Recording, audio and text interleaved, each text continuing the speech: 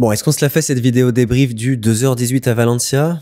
Je pense que ça va être une vidéo un poil trop longue, je vous le dis d'avance. Donc voilà, si ça vous intéresse d'avoir le débrief de ma préparation avec pas mal de détails, je vais vous parler de la course, je vais vous parler de ce que c'est de courir en élite au marathon de Valencia, je vais vous parler de beaucoup de choses. Je vous ai pas forcément parlé jusqu'à maintenant sur cette chaîne. Restez avec moi parce qu'on va passer un bon moment. L'année passée, il y a un an pile, j'ai couru Valencia 2021 et j'ai fait 2h19,52. Énorme moment de ma carrière, ça a été un des moments les plus émouvants de ma vie de coureur. J'ai carrément pleuré toutes les larmes de mon corps. 4 mois de prépa qui sont transformés en un gros record personnel pour moi puisque j'avais gagné presque 8 minutes quand même au marathon, ce qui est pas mal. Et un an plus tard, j'avais envie de récidiver mais de faire mieux. J'avais pas envie de faire un poil plus mieux, j'avais pas envie de faire 2h18, j'avais envie vraiment de faire un gros coup parce que c'est ça qui me motive à l'entraînement. J'avais envie de courir 2h16 et de gagner près de 3 minutes à mon temps fait en 2021. Dans cette vidéo, je vais vous expliquer qu'est-ce qui s'est passé dans cette prépa, les choix que j'ai fait à l'entraînement. Je vais aussi vous expliquer les erreurs parce que j'en ai fait des erreurs. Alors pas forcément à l'entraînement, mais le jour de la course. Je vais vous expliquer aussi ce que je vais changer la prochaine prépa parce que j'ai pris du recul depuis, parce que je me suis senti un peu déçu de ma course. Mais ça, je vous en parle juste après. Et voilà globalement le programme de cette vidéo. Je vais mettre des genres de chapitres en bas de la vidéo pour que vous puissiez aller directement à la partie qui vous intéresse. Si bien sûr tout vous intéresse, ça va me faire plaisir de vous accompagner dans cette aventure. Et si je pense que ça prend une vidéo un petit peu plus longue que d'habitude, c'est parce que le marathon, c'est une épreuve spéciale pour moi. Faire 2h19, ça m'a vraiment donné envie de me spécialiser sur la distance et de vraiment voir jusqu'à où je peux pousser le truc. Et j'ai aussi réalisé, après le marathon de Valencia l'année passée, que j'aimais le marathon parce que on peut en faire un seul par année ou à la limite 2 à fond. Donc il y a un petit côté excitant, il y a un petit côté j'ai pas le droit à l'erreur et ça me motive personnellement à l'entraînement. Et l'autre truc que j'aime avec le marathon, c'est que autant un 5 km, tu peux le faker. Un 5 km, c'est pas dans la forme de ta vie, si t'as pas fait 3 mois de prépa générale et tout, si t'as un petit peu de vitesse, que t'as fait quelques séances P5K, tu peux sortir une bonne course un petit peu comme ça au talent. Au marathon, si t'as pas fait une prépa de 2, 3, 4 mois, que t'as pas un certain volume dans les jambes, une intelligence de course, de la logistique aussi parce que c'est une épreuve qui en demande, tu peux pas faire un bon marathon si t'as pas la bonne préparation et c'est ça que j'aime je pense, c'est que ça récompense vraiment le travail. Cette année, j'étais vraiment considéré comme un élite à part entière, alors j'avais pas le logement et tout qui était payé, là je pense qu'il fallait faire 2h15 pour avoir le standard élite A. En gros, cette année, j'avais le droit aux bouteilles que je prépare moi-même, je peux mettre du sucre dedans ou pas. Ça, c'est un net avantage. Je paye pas l'inscription, puis on est dans le SAS Elite avec toutes les rockstars, les mecs qui courent de 1, de 2, de 3, fait qu'on se sent fort, même si on n'est pas au même niveau que ces mecs et on vit une expérience de haut niveau sans forcément être un athlète professionnel. Avant de plonger dans ma préparation, on va voir quelques chiffres. Alors, premièrement, j'avais pris 2 semaines totalement off, de coupure. On était parti au Mexique avec ma copine. Pour moi, c'est vraiment important parce que ça te permet de repartir sur des bases saines de fatigue, mais pas seulement physique, mais beaucoup mentale. Juste le fait de rien faire pendant 2 semaines, t'es au soleil, tu te prends pas la tête, tu reviens à l'entraînement et t'as faim. Alors oui, ta forme est moins bonne les premières semaines, c'est pas incroyable. Par contre, tu peux monter en charge pendant plus longtemps et ton corps est capable d'en prendre plus. En tout cas, c'est comme ça que moi je le vis. Ensuite, ma préparation, elle a duré 19 semaines, ce qui est un peu moins que la préparation Valencia 2021 qui avait duré 25 semaines. Mais 19 semaines, on est déjà sur une préparation quand même longue. Pour le marathon, je pense que c'est important, sauf à un niveau plus élite où la forme est tellement haute qu'on peut parfois surfer un peu sur sa forme, comme on dit. J'ai fait 2933 km sur cette prépa de 19 semaines. Ça fait une moyenne de 154 km par semaine. C'est quand même pas mal plus que la saison dernière où j'avais fait 130 km par semaine. Et ma plus basse semaine, c'était 83 km et j'ai fait 219 km pour ma plus grosse 2 semaines avant le marathon. Finalement, je finis toujours par 2 semaines d'affûtage. 2 semaines où on va vraiment réduire le volume et la qualité. On réduit tout pour créer de la fraîcheur, absorber la fatigue et on a un gain de forme indirect par ces biais. Le truc avec l'affûtage, il y a plusieurs façons de faire. Il y a des gens qui préfèrent 3 semaines. Personnellement, je trouve que si tu fais un affûtage important pendant 3 semaines, ta forme baisse trop et c'est comme si ton corps avait l'impression d'être en vacances. Même psychologiquement, je trouve ça dur de moins en faire pendant 3 semaines. Fait que j'ai tendance à préférer les affûtages plus courts, mais là, ça va vraiment être individuel. Faut essayer des trucs et se donner une chance, quoi. Pour réussir cet objectif de 2h16 à Valencia, en gros, on a fait la même chose que l'année passée, mais on a essayé de le faire mieux et d'en faire un peu plus. C'est vraiment le but saison après saison, puis c'est ce que je fais personnellement avec mes athlètes. On fait ce qui marche, on le garde et on essaye de rajouter des éléments nouveaux, que ce soit en termes de récupération, sommeil, nutrition, stress, etc., ou que ce soit en termes de volume, qualité, gestion de l'allure à l'entraînement, ce genre de trucs. truc. À quoi ça ressemble une semaine type quand je suis vraiment dans le dur des semaines marathon? C'est très simple. Lundi, totalement off, toujours. Même quand je cours 219 km, je prends toujours mon lundi de repos, super important pour moi. Je déconnecte, je peux faire autre chose, etc. Mardi, première séance de qualité. Je le fais toujours sur l'heure du midi, ça marche bien pour moi. Alors, séance de qualité, il y en a plein de différentes, mais souvent, c'est des intervalles plus de 4 minutes. Ça peut aller jusqu'à 30 minutes. Je vous en reparle tout à l'heure. L'après-midi, petit jog, très facile, hein, vraiment juste pour ajouter du volume. Donc, je double en fait presque tous les jours hein, pour arriver à faire ce volume sur 6 jours. Le mercredi, c'est un double aussi. Donc, souvent, je faisais 16, 17, 18 kilos le midi. Puis le soir, je partais pour un 10, 12 max.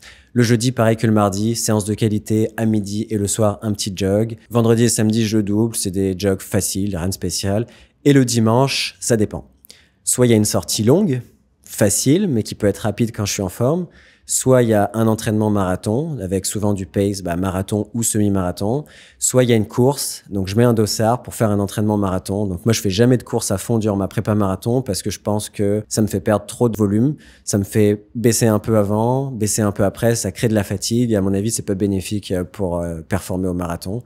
Mais ça, c'est ma philosophie. Avant de rentrer en détail sur la prépa, je voudrais vous présenter le sponsor du jour. C'est Nolio. Nolio est une plateforme en ligne de planification d'entraînement qui m'a été d'une grande aide ces dernières années. Avant de découvrir Nolio, j'utilisais Excel, mais j'ai rapidement compris que ça me permettrait pas de gérer mon entraînement de façon optimale. Nolio permet de centraliser toutes les informations concernant un athlète et propose de nombreuses fonctionnalités avancées pour créer et suivre son entraînement. Dès les premiers pas sur l'application, je rentre mes informations importantes comme ma VMA et ma fréquence cardiaque maximale. Comme ça, je peux créer mes propres entraînements avec des allures proposées par Nolio qui sont adaptées à mes capacités. Les coureurs les plus avancés peuvent même créer leur propre zone d'allure et de fréquence cardiaque. C'est génial car si ma VMA change, mes allures s'adaptent automatiquement. Exemple, j'ai envie de créer la séance suivante. 20 minutes d'échauffement, 10 fois 1 minute, allure 5 km et 10 minutes de retour au calme. Avec Nolio, c'est facile. En plus, je peux enregistrer cette séance et la réutiliser plus tard en un clic. Je peux même l'exporter directement sur ma montre pour ne pas avoir à la mémoriser.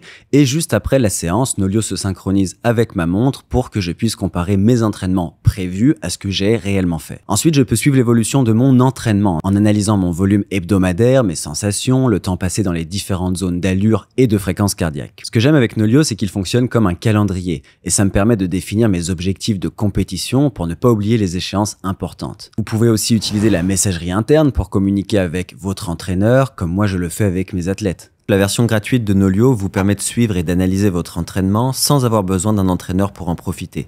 Et pour 6 € par mois, vous accédez à des fonctionnalités avancées telles que des outils de prévision, de création de plans d'entraînement personnalisés et bien d'autres encore. Le prix de l'abonnement à Nolio est de 25 € par mois pour les entraîneurs. Je remercie Nolio pour cette collaboration et je vous invite à utiliser le petit lien en description pour en savoir plus sur cette plateforme. Retour à la vidéo. Bon, je vous en ai parlé tout à l'heure, le plan de match était de faire 2,16. En vrai, sub de 17, j'aurais été super content. Comment j'ai fixé mon objectif? C'était vraiment en mode, je pense que je suis capable de courir 3,15 sur 42. C'était quand même un peu une sensation interne. Là, je pourrais pas l'expliquer. Puis c'était pas totalement déconnecté de ce que j'avais fait l'année d'avant.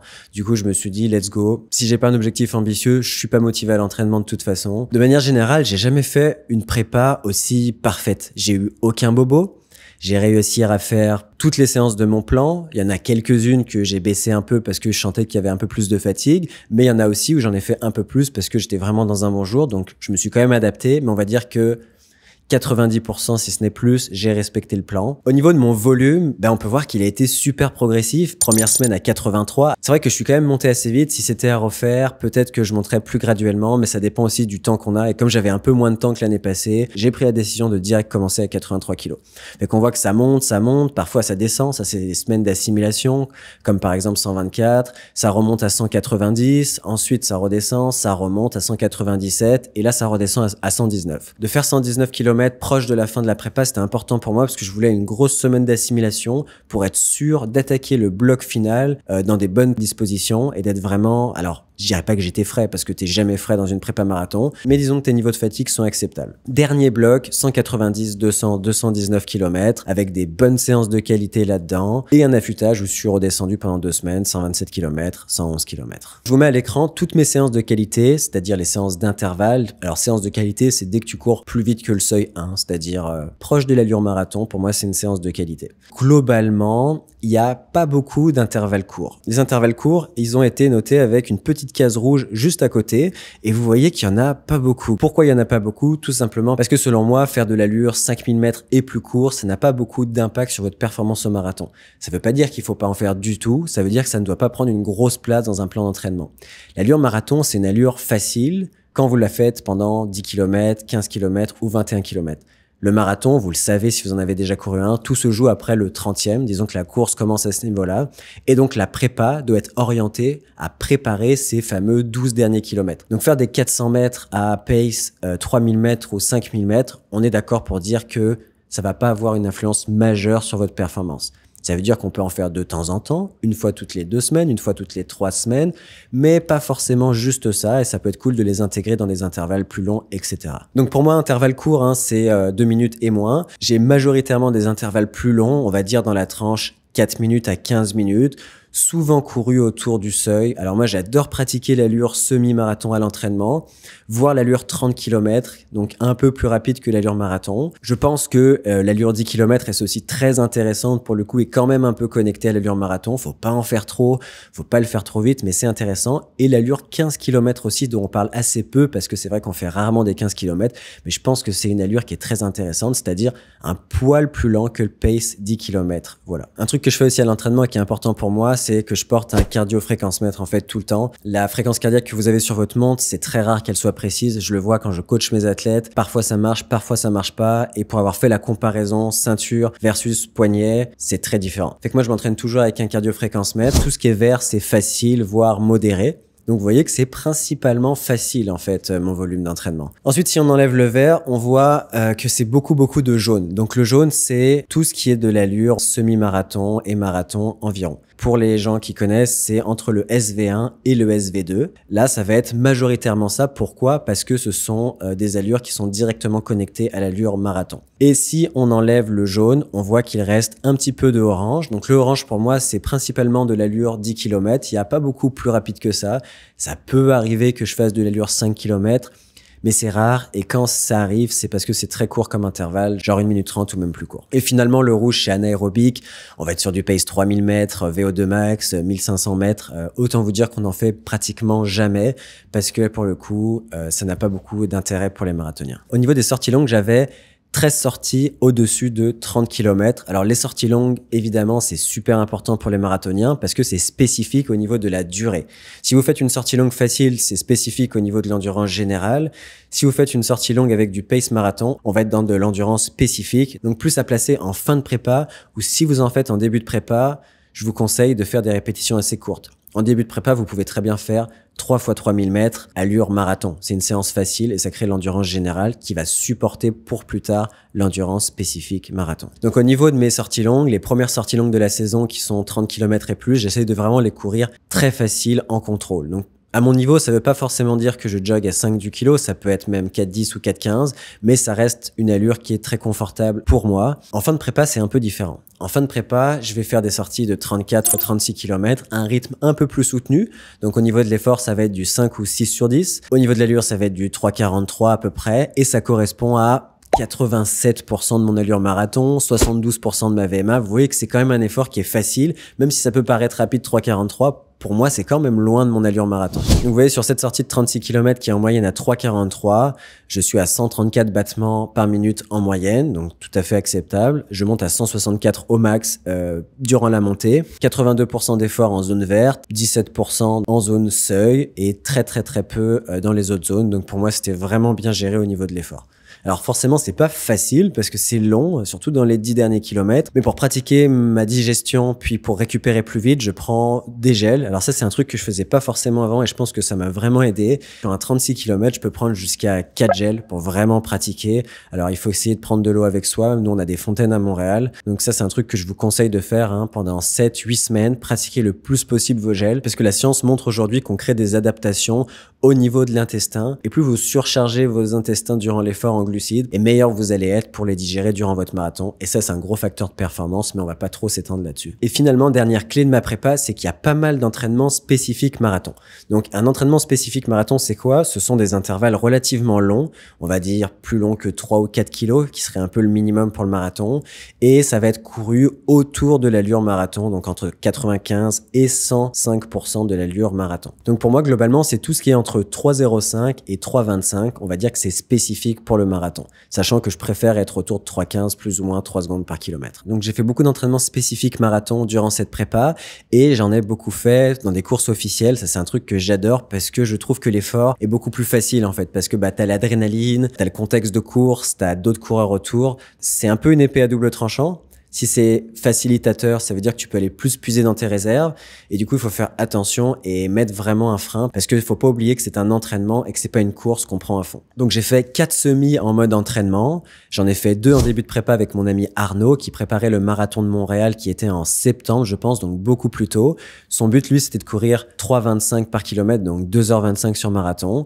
Donc, on a fait un time trial avec Arnaud pour voir s'il était capable de tenir ce rythme, ce qu'il a fait à la perfection. Il a tenu 3 minutes 25 mais exactement par kilomètre pendant 21 kilomètres. Donc pour moi, c'était un excellent entraînement parce que comme je vous disais, c'est le début du spécifique et ça va favoriser après ma capacité à encaisser des entraînements un peu plus rapides pour me rapprocher de mon 3,15 par kilomètre que je visais. J'ai aussi pacé mon ami Arnaud lors du marathon de Montréal, donc là j'ai pris à la mi-course, je me suis incrusté dans la course, j'avais quand même un dossard et je l'ai aidé pendant à peu près 21 kilomètres et là pareil, il a fait du 3,25 et à cette course-là, il a fini en 2,25, donc pour lui ça a été une prépa parfaite et un gros record personnel, je pense, de plus de 2 minutes si je dis pas de bêtises. J'ai aussi fait un 30 km, ça c'est une distance qui est assez rare mais c'est une excellente distance pour préparer un marathon. Alors comme le 30 km était un peu tôt dans la saison, je pense que c'était à peu près en septembre, je l'ai fait à 3,23, en plus il faisait chaud, j'ai gagné la course, ça m'a fait un peu d'argent, ça c'était très cool et ça m'a permis d'évaluer ce qui restait à travailler en termes d'endurance, donc j'avais quand même des bonnes sensations pour si tôt dans la saison,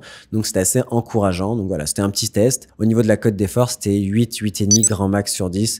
Le mardi, je retournais à l'entraînement et on baissait pas le volume ni avant ni après. D'ailleurs, je pense que la veille du 30, si je dis pas de bêtises, j'avais couru 20 ou 30 kilomètres, je sais plus exactement. Et finalement, les entraînements les plus spécifiques en course que j'ai fait, c'est 2 semi-marathons. Alors, j'ai la chance d'être invité dans les courses, du coup, je paye pas mon dossard et en plus, on peut récupérer des bourses si on fait un podium. C'est motivant. Par contre, faut faire attention de pas chercher à faire un podium juste pour avoir les bourses parce que le but, c'est quand même de faire le plan, c'est-à-dire 3 minutes 15 par kilomètre pour pratiquer cette allure et qu'elle devienne instinctive presque. Donc, les 2 semis, j'ai réussi à les faire en 3 minutes 15 et la cote d'effort était bonne. Alors les sensations n'étaient pas toujours excellentes parce que je courais vraiment beaucoup durant ces semaines-là et même la veille. Et si je prends l'exemple de mon dernier semi que j'avais couru en 1,830, donc 3,14 par kilomètre, si on regarde au niveau de la fréquence cardiaque, je suis à 159 de moyenne et vous savez quoi, 159 c'est exactement la fréquence cardiaque que j'ai tenue au marathon de Valencia, fait que je pense que l'effort était vraiment parfait. Donc comme je vous disais tout à l'heure, je suis pas un grand adepte de faire une course longue comme un semi-marathon ou plus juste avant un marathon ou durant une prépa marathon. La raison, elle est assez simple. Je pense qu'on peut se griller une cartouche en faisant ça. En fait, je pense que si tu atteins ton pic 5 ou 6 semaines avant et que tu fais vraiment une grosse course au semi-marathon, il y a 2 problèmes. Premièrement, ça veut dire que tu es dans une forme semi-marathon, ce qui est assez différent du marathon, parce que le marathon, c'est quand même le double de distance. Et deuxièmement, ça va être compliqué de maintenir ton pic jusqu'au marathon. Et ça va peut-être faire en sorte que le jour du marathon, tu vas pas te sentir aussi dans cet état un peu de transe ou vraiment de grosse forme. Et du coup, tu vas peut-être faire une course décevante. Et j'avoue que les gens autour de moi qui ont fait un semi-marathon très rapide, la plupart, si ce n'est pas 100%, je les ai vraiment vus être déçus de leur course et faire des contre-performances. On peut aussi voir l'exemple de Mehdi Frère. Alors, je sais vraiment pas si c'est ça, mais il avait vraiment fait une course incroyable. Il avait couru 1 heure quelque chose à Valencia 1 mois plus tôt, voire un peu plus. Et à Valencia, il avait un peu fait une contre-perf. Et je me demande s'il avait pas en fait tout simplement atteint son pic trop tôt et du coup ça devient compliqué de surfer sur sa forme. En plus je crois qu'il avait fait une semaine à 300 km la semaine de son semi, fait que c'est un exemple, ça permet d'apprendre. Moi en tout cas je le fais pas et je pense que ça m'a servi parce que si je pique trop tôt ça marche pas. Bref, vous avez compris l'idée. Un autre point important dans ma prépa, c'est que j'ai dépassé mon volume maximum qui était à 200 ou 201 km que j'avais fait durant ma prépa marathon de l'année d'avant et j'ai réussi à faire 219 km. Alors c'était pas prévu, sur le plan c'était 210 et je sais pas, je me sentais bien cette semaine-là. J'avais envie d'en faire un peu plus. Souvent, j'en faisais un peu plus le matin et tout. Et j'ai fini à 219. Donc, je cherchais pas un chiffre spécial. J'ai juste fait en fonction de mes sensations et de mon corps. Et au final, sur 6 jours, bah, c'est bien passé. Alors, je dirais pas que c'était facile parce que c'est jamais facile de courir à plus de 200 km, mais c'était plus facile que l'année d'avant. J'ai senti moins de fatigue et je pense que globalement, mon corps, il s'est adapté à courir plus de volume aussi. Et c'est un peu ça qu'on cherche aussi avec l'entraînement. En parlant de la dernière semaine à 219, j'avais le spécial bloc. Je fais un peu toujours pareil parce que, je sais pas, c'est une habitude, ça me met en confiance. Donc, le spécial bloc, c'est le matin, 10 km pace marathon, 1 km de jog, 8 km pace marathon ou un tout petit peu plus vite. Donc, c'est un entraînement difficile et le truc qui est arrivé, c'est qu'à Montréal, il s'est mis à neiger durant cette dernière semaine d'entraînement. Alors forcément, moi, j'ai vraiment été frustré. Je crois qu'il a neigé 20 ou 30 cm, c'était complètement impraticable. Fait qu'on a dû aller dans un gym, on a dû aller courir sur tapis roulant alors qu'on n'avait pas pratiqué le tapis roulant de la saison, mais au final, ça s'est super bien passé. J'ai réussi à faire 10 km genre à 3,13 ou 3,14 et 8 km genre à 3,12. Enfin bref, c'était vraiment satisfaisant comme entraînement. J'ai trouvé ça un peu plus dur sur tapis roulant parce qu'il faisait extrêmement chaud. Comme on n'avance pas, bah, y a un genre de masse d'air chaud qui se développe autour de nous et bon, j'avais ma bouteille d'eau et tout, mais globalement, je surchauffais. Durant cet entraînement, j'ai pris un gel tous les 5 km comme je voulais faire en fait au marathon de Valencia et c'est vraiment bien passé. Je prenais des Morten, 25 grammes de glucides. Et vous voyez, un truc qui est vraiment cool avec Nolio, c'est que une fois que tout est bien paramétré, votre FC max et que vous avez fait vos zones de fréquence cardiaque, vous pouvez voir en un regard si vous étiez dans la zone physiologique. Donc moi, le but, c'était d'avoir quand même beaucoup de jaune sur la première répétition parce que le jaune, c'est entre les deux seuils. Et c'était correct d'avoir du orange sur la deuxième, mais il faut pas que ce soit du orange trop foncé parce que le but, c'était pas de faire du pace 10K, mais de faire du pace semi. Et comme le pace semi, il est à cheval entre le SV2 et plus rapide, bref, sans rentrer dans les détails, c'est vraiment une fonction qui me permet directement de voir si j'ai bien travaillé et je l'utilise presque tous les jours. Donc là, spécial bloc le matin, 10 plus 8. Le soir, c'était des 1000 mètres. Alors les 1000 mètres, je me prends pas la tête sur l'allure, c'est juste pour faire du volume. Donc là, ça va être une journée où on va accumuler, je sais pas, 45 km de volume au moins. Donc les 1000 mètres, je pense que je les ai rentrés à 3,10 ou un truc comme ça. Enfin, les conditions étaient dégueulasses, donc je regardais même pas l'allure. Et le soir, je prenais mon avion. Donc je fais toujours ça en fait. Je prends mon avion après mon spécial bloc. Comme ça, je voyage sur le jour du lundi qui est mon jour de repos. Comme ça, je ne perds pas de jour de course. Voilà, j'adore tout optimiser. Ça me fait du plaisir et au moins, ça coupe pas mon volume. Ce qui est quand même important pour le marathon. Affûtage, 2 semaines, comme je vous l'ai dit, ça marche bien pour moi, j'aime pas m'affûter trop longtemps. Je suis descendu à 127 km alors que je venais de faire 219, ça fait 58%. À mon avis, c'était un peu trop et c'est peut-être ça que je vais changer la saison prochaine, mais je vous en reparle après. Alors, les sensations étaient vraiment pourries sur l'affûtage comme d'hab. Ça m'a fait ça l'année passée. Je pense que ça me fera ça tout le temps. J'ai fait première séance de qualité, 3 x 3 km, 3,18, 3,19, 3,23, alors que mon pace marathon, c'est 3,15.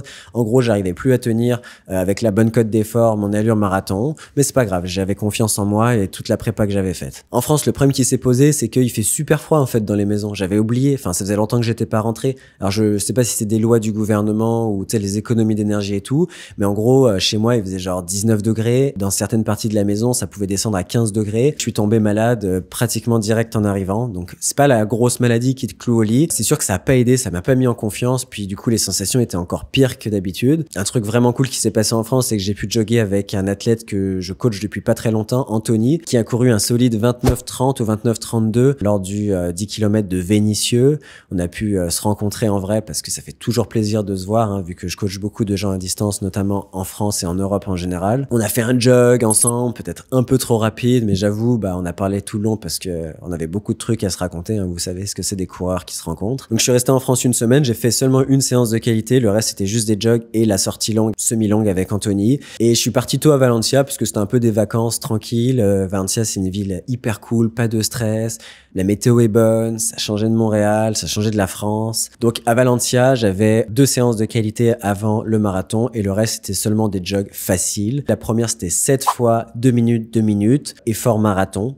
En fait, j'ai même pas réussi à tenir mon effort marathon sur les 2 minutes pour vous dire à quel point mes sensations étaient nulles sur l'affûtage. Donc ça, c'est sûr que ça met pas en confiance, mais en même temps, je me disais, si t'es si nul à l'entraînement en ce moment, est-ce que ça veut pas dire que tu vas être vraiment dans un jour incroyable? Tu vois, j'essaie vraiment de me retourner la tête comme ça.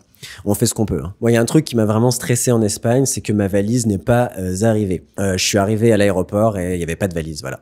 Le truc, c'est que dans ma valise, il y avait tout ce qui compte pour moi, c'est-à-dire mes chaussures Carbon Alpha Flight 2 à 300 balles. Il y avait ma tenue de compétition. il y avait mes gels Morten. Et non seulement ma valise n'est pas arrivée le lendemain, mais elle n'est pas arrivée le surlendemain, elle est arrivée que le jeudi, alors que je suis arrivé le lundi. Donc ça, c'était un méga stress. J'ai dû partir acheter une tenue de course. J'ai dû partir acheter une paire de chaussures, alors qu'aujourd'hui, j'ai les chaussures gratuites par Oka. Fait que ça m'a rappelé un petit peu le coût des chaussures. Ça m'a fait mal. Et ça a créé beaucoup de stress, ce qui n'a pas aidé avec la maladie. Là, globalement, je suis en train de me trouver des excuses pour expliquer ma performance au marathon. Mais pour de vrai, je pense que ça a joué un peu. Mais c'est impossible de savoir en fait dans quelle mesure tout ça a joué. Niveau alimentation, j'ai vraiment fait comme d'hab. Je fais pas de régime dissocié, pas de régime scandinave, j'essaye pas de changer des gros trucs, j'ai juste mangé à ma faim, bien aux sensations, comme je le fais d'habitude. C'est sûr que j'ai des habitudes différentes en Espagne parce que c'est pas la même culture, c'est pas la même nutrition. Si le truc que je fais, c'est que dans le doute de si j'ai faim ou pas, je mange plus, parce que ça fait 3 ou 4 mois que tu infliges beaucoup de kilomètres à ton corps.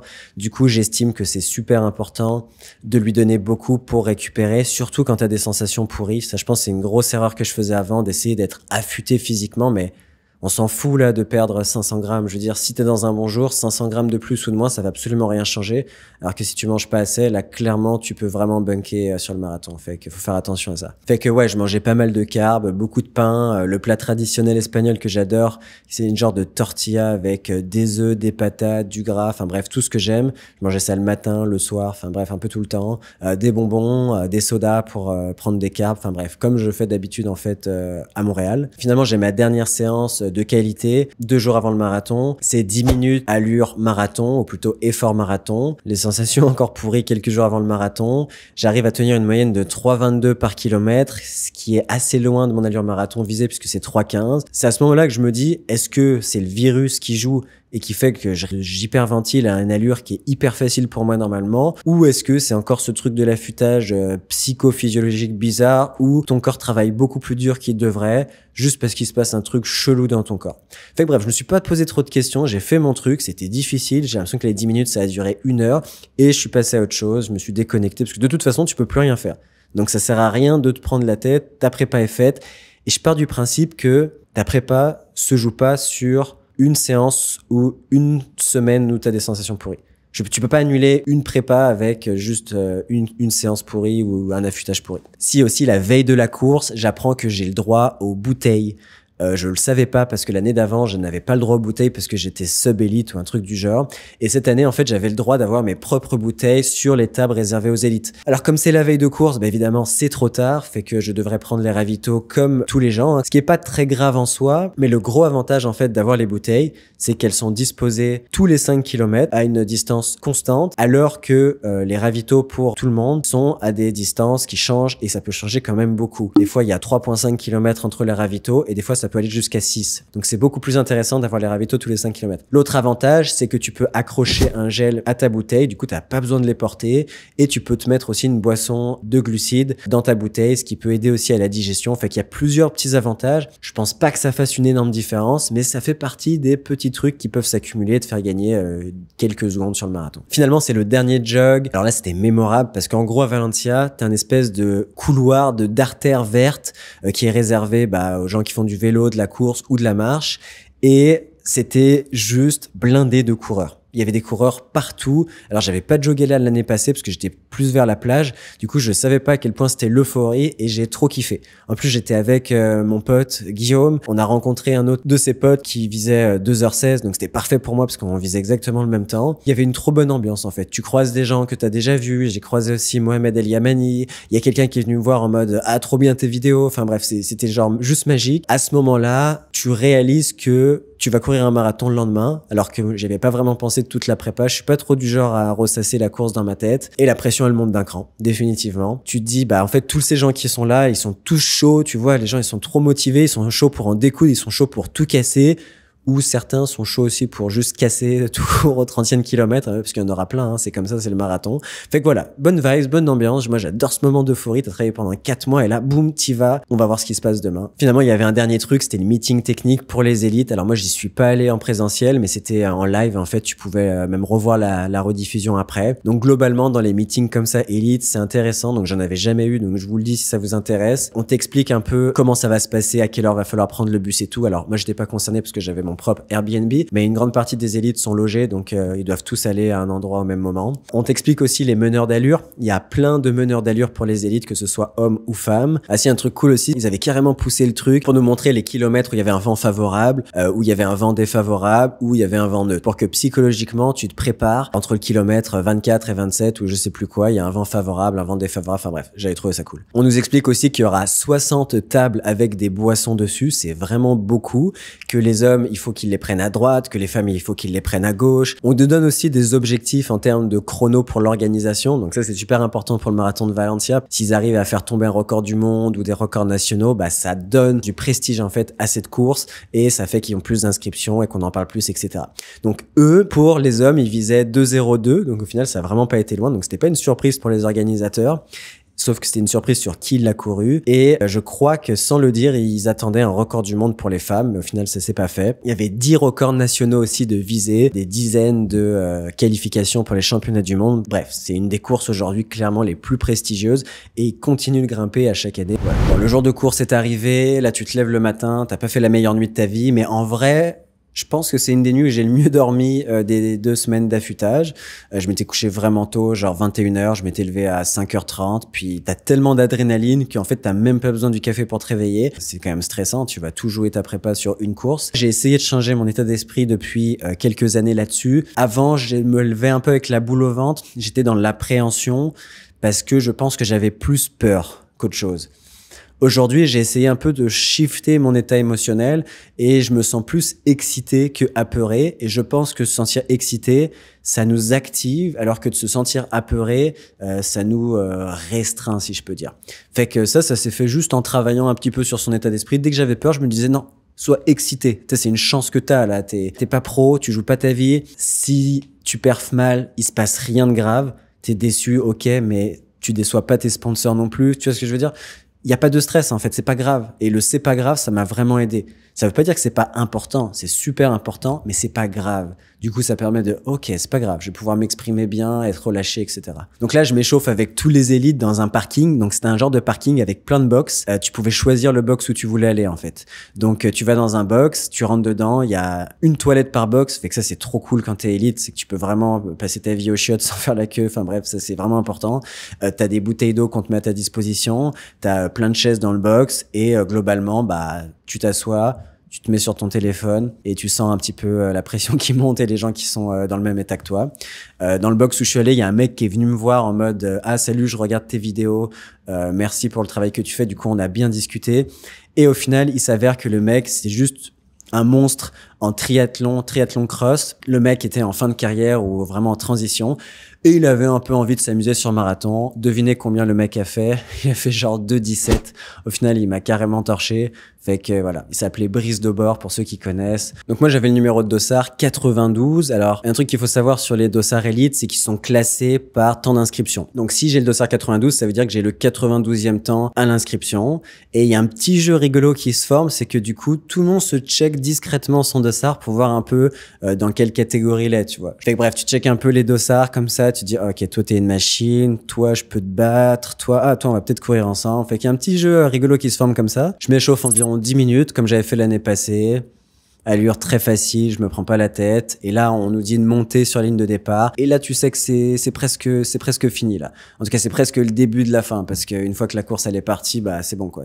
T'es soulagé. Fait que bref, le départ est donné. Premier kilomètre en 3 minutes 11. Le corps répond bien en termes musculaires. Globalement, ça va. Je sens que la foulée est très facile. Je vois que la prépa a bien fonctionné. Parce que je fais du 3,10, 3,11, 3,15. La foulée est extrêmement facile. Et en même temps, heureusement, parce que j'ai 42 kilomètres à courir. Par contre, je sens que je suis pas dans le même état que l'année passée. Je saurais pas comment expliquer, mais je sens que j'ai pas piqué en fait cette saison. J'ai l'impression que mon corps, il est pas passé à un autre niveau. J'étais très en forme, mais j'ai jamais senti ce petit truc en mode, je sais pas, je suis un super saiyan pendant 2-3 semaines, un mois. Fait que bref, je me mets dans un gros pack. Je pense que c'était le pack de la première féminine ou un truc du genre qui était censé passer en 1,9,15. Et là, j'avoue, je me suis carrément trompé de pack parce que j'aurais dû aller dans celui bien plus rapide. L'avantage, c'est qu'on passe en 1,8,45, ce qui est quand même pas loin de mon objectif de 1,8,30 au semi. Et au semi, globalement, ça va. Tu sais, je me sens quand même bien. Mais encore une fois, j'ai cette petite appréhension en mode je suis pas sûr que je pourrais finir fort. Parce que l'objectif à cette course, c'était vraiment une 8:30. Si j'arrive à refaire une 8:30, ça fait que je fais 2:17, je suis content.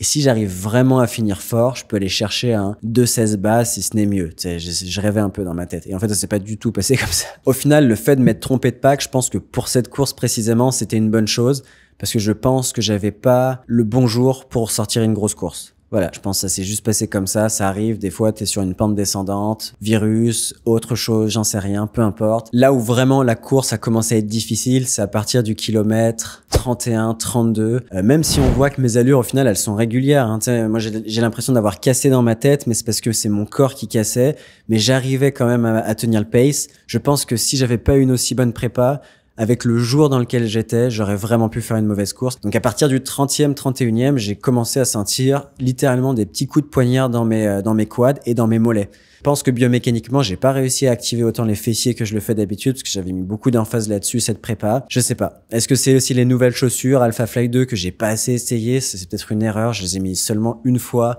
sur une séance de qualité et peut-être une ou deux fois sur des jogs. Au final, entre le 30e et le 42, le pack a plus ou moins explosé. On était un peu moins et tout, alors qu'on était un énorme pack de peut-être 40, 50 personnes. Et là, j'ai juste essayé de maintenir, de donner le meilleur effort alors que les gens me répondaient pas et que j'avais extrêmement mal au mollet et aux muscles. Donc ça a été vraiment douloureux. C'est pour ça que je dirais que j'ai pas pris autant de plaisir que les autres années parce que objectivement, ça a été douloureux comparé à l'année passée où j'avais fini à 3,07 et que j'étais en feu. Enfin, voilà. Alors, il y a un truc con qui m'a un moment un peu rassuré, c'est que j'ai vu Julien Vanders sur le côté, il fait de la peine pour lui parce que avec le marathon pour l'instant il a pas eu beaucoup de succès par rapport à ce qu'il vise et je l'ai vu sur le côté comme ça arrêter et il y a un truc, alors je sais pas si c'est moi ou quoi, mais quand tu vois quelqu'un surtout de très bon qui s'arrête, tu dis putain, en fait, c'est pas moi qui souffre pour rien, c'est vraiment dur le marathon. Et c'est comme si le malheur des uns faisait ton bonheur, enfin ta motivation et rehaussait ton niveau. Je sais pas si vous voyez ce que je veux dire. Fait que bref, ça m'a motivé. Alors j'en ai vu d'autres s'arrêter, j'en ai doublé d'autres qui sont bien meilleurs que moi, notamment sur le 10 km et ça me motivait, on va pas se mentir. Je suis arrivé globalement dans les 2 derniers kilomètres, j'ai eu l'impression que ça durait aussi longtemps que les 40 premiers. J'utilisais mes bras, j'avais tellement mal, c'était terrible et je pense que ma plus grosse réussite de cette course, c'est d'avoir eu la chance de passer sur l'équipe TV. Alors j'ai reçu des dizaines de messages après la course pour me dire oh je t'ai vu sur l'équipe TV, j'ai vu il y en a même un qui m'a dit que apparemment je m'étais mouché devant l'équipe TV, que je m'étais morvé dessus, je sais pas quoi, je trouvais ça drôle et j'ai l'impression que c'est surtout ce que les gens ont retenu de ma course d'ailleurs, que j'étais passé sur l'équipe TV. Je sais que mon père regardait à la télé et du coup quand il m'a vu à la télé, bah il était fier alors que c'était juste un coup de chance et que la caméra était là au bon moment. Et au final je finis je pense 62e, je veux pas dire de bêtises, j'ai même pas revérifié depuis, mais je crois que je finis 62e. Ça me place dans le top 15 français de l'année 2023 pour le moment. Normalement, un 2,18, ça place dans le top 15 ou dans le top 20 français. Le niveau marathon s'est tellement amélioré en France que je sais pas exactement où ça me placera, mais bref. En arrivant à la ligne d'arrivée, j'ai vomi tous les gels que j'ai mangés. J'ai dû prendre 7 ou 8 gels. J'en ai pris tous les 5 km. Ça m'a vraiment aidé à pas craquer, je pense. Puis c'est ce que j'avais fait l'année d'avant. J'ai vomi tout parce que bon, voilà, mon corps, il était un peu sous le choc. Et dès les 200-300 mètres de marche, j'arrivais même plus à mettre un pied devant l'autre. Ça a été extrêmement douloureux pendant 2-3 jours d'ailleurs. Un peu comme mon premier marathon. Et en fait, je pense que mon corps était pas prêt à recevoir un effort comme ça. Et du coup, je l'ai payé assez cher les jours d'après. Donc voilà, j'ai envie un peu de vous résumer les trucs à mon avis que j'ai bien fait, les points corrigés et les trucs que j'ai envie d'essayer de nouveau. Et on va essayer de faire ça plus vite. Premier truc à continuer, un truc que je suis fier, c'est des saisons relativement longues, saisons de 19 semaines. Ça, c'est à mon avis très bon pour le marathon. C'est un truc que je vais continuer de faire des saisons au moins 15 semaines. C'est le minimum pour moi pour le marathon. J'ai fait beaucoup de volume, là, pour le coup, vraiment plus qu'avant. 154 km de moyenne, 219 km ma plus grosse semaine. Je suis hyper content de ça, hyper content de pas avoir de blessures, d'avoir bien fait tout ce qu'il fallait. Je vais continuer à prendre un jour de repos par semaine, surtout tant que j'ai autant de trucs dans ma vie à côté. C'est vraiment le moment où je peux faire les trucs que j'arrive pas à faire quand je cours beaucoup. Fait que ça, je vais le garder. Un truc que j'ai fait qui, à mon avis, a bien fonctionné, c'est que on a tout travaillé en termes de vitesse. Toutes les qualités ont été travaillées, enfin, toutes les qualités importantes pour le marathon. Mais on n'a pas fait beaucoup de VMA, notamment en fin de prépa ou au milieu de prépa où on en faisait quasi pas. Je pense pas que c'est une mauvaise chose. mais vous allez voir qu'il y a un truc que j'aimerais essayer et je vous en parle juste après. J'ai toujours fait des efforts en contrôle. Je pense que je suis devenu meilleur pour ça, encore meilleur que la saison d'avant, alors que c'était déjà un truc que j'avais focus, mais maintenant, ça ne m'arrive jamais de faire des erreurs d'entraînement en mode, ah là, j'ai vraiment fait un effort qui était too much.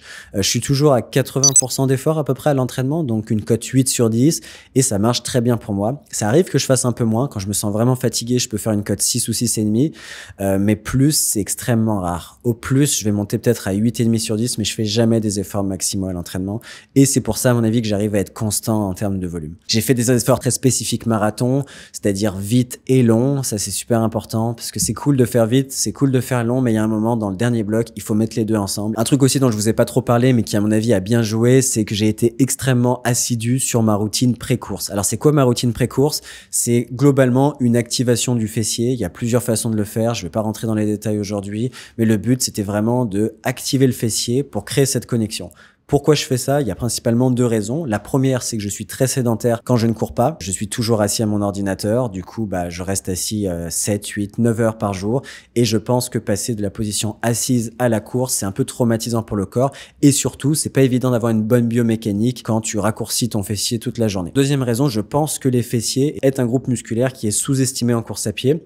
C'est un groupe musculaire extrêmement puissant d'une part, mais aussi extrêmement endurant. Et je pense que sur le marathon notamment, qui n'est épreuve d'endurance musculaire, si on apprend à utiliser ses fessiers, ça permet de faire en sorte que ce soit pas les quads, les mollets, etc. qui prennent toute la charge. Donc ce mois, hyper important, apprenez à utiliser vos fessiers. Si vous avez des fesses plates, c'est probablement qu'il faut un peu travailler tout ça. Allez aux abdos fessiers, en vrai, on se moque souvent des gens, des femmes qui font les abdos fessiers. Je pense que c'est hyper bon pour les coureurs. L'autre truc que je faisais, c'est stabilité de la cheville. Alors là, c'est tout con, plateau en bois, vous savez, le truc avec la boule en bas. Vous vous mettez sur un pied, vous faites des trucs comme ça, même pendant 5 minutes, en fait, ça suffit. Genre, stabilité de la cheville pour moi, indispensable. Mes chevilles sont super faibles. Au niveau de récupération, le sommeil a vraiment été bon cette saison. J'arrivais toujours à dormir entre 8h30 et 10h. C'est vrai que ça fait beaucoup, mais quand je cours 200 km et plus, j'essaye de pousser le truc à genre 9h, 9h30, en fait, le plus possible avec des siestes, etc. Fait que le sommeil, j'y vais à 100%. J'ai vraiment vu la différence. Au niveau de la nutrition, je pense pas que je suis nécessairement un exemple à suivre. Par contre, je pense que ça a très bien marché pour moi. Donc mon truc, moi, c'est pour le coup de boire beaucoup de soda quand je fais mes grosses semaines parce que la course a tendance à me couper l'appétit. Et du coup, il faut bien à la fin prendre tes calories d'une certaine façon. Tu sais, quand tu fais 35-36 km dans la journée, peut-être que moi, je dépense 4000-4500 calories. Et j'avoue que quand tu cours 2 fois par jour, c'est pas évident de manger tout ça en mode solide. Donc ça m'arrivait de tourner à 4-5 canettes de coca pendant mes grosses semaines. Et j'avoue que ça m'a quand même aidé. Je me suis senti plus énergique aussi. Alors au début, je me suis dit, oh, peut-être que ça va me rendre addict au sucre et tout. Puis en fait, j'ai réalisé que pas du tout. Dès que j'ai arrêté de courir à ce niveau de volume, j'avais pas spécialement envie d'en boire. Fait que ça m'a quand même rassuré là-dessus. Sinon, j'ai mangé énormément de glucides comme d'hab, tout ce qui En fait, je suis pas très piqué sur la nourriture, je mange tout ce qui vient. Alors, j'essaye de manger des légumes et tout, mais j'avoue, j'en mangeais vraiment pas assez. Je pense que je mangeais vraiment pas assez de fibres non plus. Mais au niveau énergétique, je me sentais bien et c'était de l'important. Je pense pas que ce que je fais, c'est bon, par contre, pour des gens qui sont sédentaires. Un truc aussi qui m'a vraiment aidé, c'est que j'étais vraiment mieux organisé dans ma vie. Et ça, c'est un truc que je vois avec mes athlètes, qui est quand même un facteur qui est un peu sous-estimé.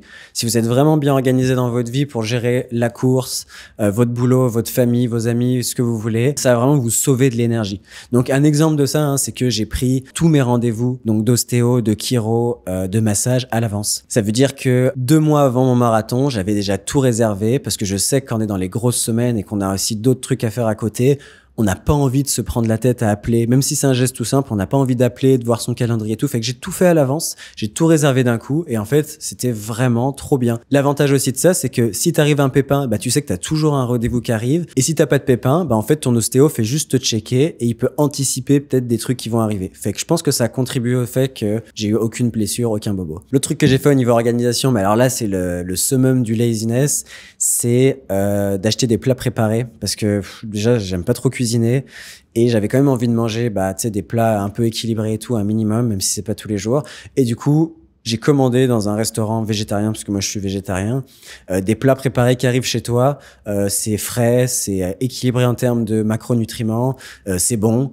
Et du coup, je pouvais les manger vite fait, parce que c'est vrai que des fois, j'ai pas beaucoup de temps entre les séances avec le boulot à côté et tout, les coachings, etc. Un truc qui a bien marché, c'est que j'ai beaucoup couru en groupe aussi, comme d'habitude. J'ai eu beaucoup de plaisir. J'ai développé un peu ces habitudes de courir. En fait, j'ai très peu couru tout seul cette saison et je pense que ça m'a vraiment aidé. Je trouve ça vraiment dur de faire les grosses semaines, 200 km et plus, quand t'es tout seul, parce que au bout d'un moment, c'est juste long et c'est pas vrai que le plaisir est toujours là en course. En tout cas, pour moi, au bout d'un moment, le plaisir, c'est compliqué. Au niveau des points à corriger, l'organisation, c'est vrai que j'étais meilleur, mais c'est vrai que c'est un truc dans lequel je peux vraiment progresser.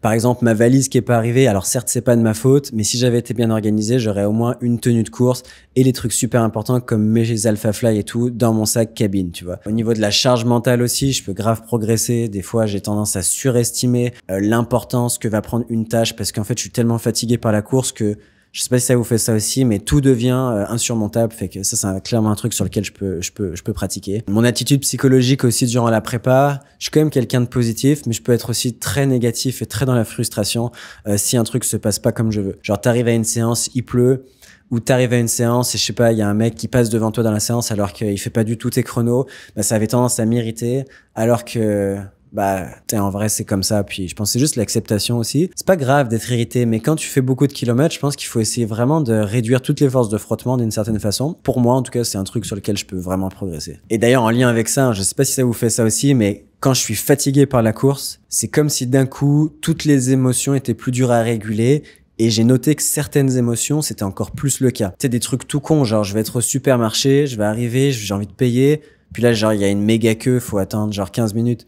Un petit truc comme ça, je vais sentir que ça me frustre, mais d'une manière disproportionnée par rapport à la situation.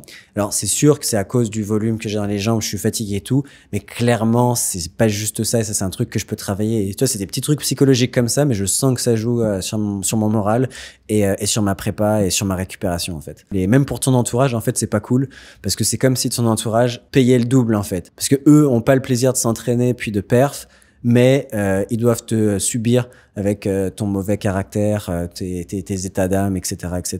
Le truc aussi qui serait peut-être à corriger, c'est que j'ai fait aucune muscu, aucune prépa physique. J'aimerais bien refaire du pilates. Je veux pas faire beaucoup de muscu et tout, mais peut-être juste un peu plus. Surtout à mon niveau, je pense que c'est peut-être le moment d'essayer des nouvelles choses. Fait que pourquoi pas, même si j'en ai déjà fait. Je pense pas que la muscu c'est important, mais je pense que ça peut aider un peu. Et les derniers trucs que j'ai pas fait que j'aimerais faire et qui marchent bien pour moi, c'est de faire du tapis roulant. Je sens que le tapis roulant ça m'aide. C'est pas pour rien que des mecs comme Jacob Ingebretsen ils en font beaucoup, parce que je sens que au niveau de ma foulée, ça m'aide. Il y a des études scientifiques qui montrent que ça diminue l'oscillation verticale chez les marathoniens. Et comme il fait chaud, j'ai l'impression que ça crée des adaptations aussi. Fait que voilà, le tapis, moi, ça m'a toujours aidé. J'ai fait mes meilleurs chronos avec du tapis dans ma prépa. Fait que j'aimerais peut-être faire plus de tapis la prépa prochaine. Finalement, les trucs que j'aimerais essayer la saison prochaine. Le premier, c'est de faire un peu plus d'allure 5K, 10K en début de préparation. Pourquoi en début de préparation? Parce que c'est le moment où tu peux en faire, parce que quand tu approches de la course, de ton marathon, c'est plus du tout le moment de faire du pace 5K et 10K, ou pas beaucoup en tout cas, fait que je pense que début de préparation, un peu plus de 5K, 10K pour retrouver un peu de vitesse, mais c'est pas vraiment de la vitesse, hein, c'est du spécifique 5K, 10K.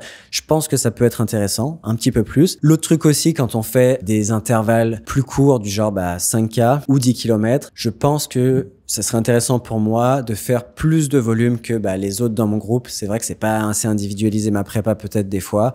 Et au lieu de faire des 5, 6, 7 fois 1000, je pense qu'à mon niveau, il faudrait que je fasse des 9, 10, 11, 12 fois 1000 mètres, comme font certains athlètes français. Nicolas Navarro, par exemple, il fait ça bien. Fait que VMA longue, beaucoup d'intervalles, parce que c'est spécifique au marathon, qui est une épreuve d'endurance. Fait que ça, c'est un truc à changer. J'aimerais faire un camp d'entraînement aussi de 5, 6 semaines. Alors, j'ai des nouvelles là-dessus, je vous en parle plus tard, pour pas tout mélanger dans cette vidéo. J'aimerais avoir un programme de muscu par un coach. J'ai appelé Marc-Antoine, qui a fait 1h04, puis il m'a dit qu'il serait chaud pour me faire un programme de muscu. Donc moi, ça me ferait plaisir de collaborer avec un coureur de ce niveau-là et de voir si je peux avoir des gains avec un tout petit peu de muscu dans ma prépa. Un autre truc que j'ai vraiment envie d'essayer, c'est de faire 2 marathons en 2023. Le problème de faire un marathon, c'est que si ça se passe pas comme tu veux, comme un peu cette année, t'es un peu frustré, tu peux pas te reprendre direct après. Alors que si tu fais 2 marathons, c'est 2 opportunités d'apprendre.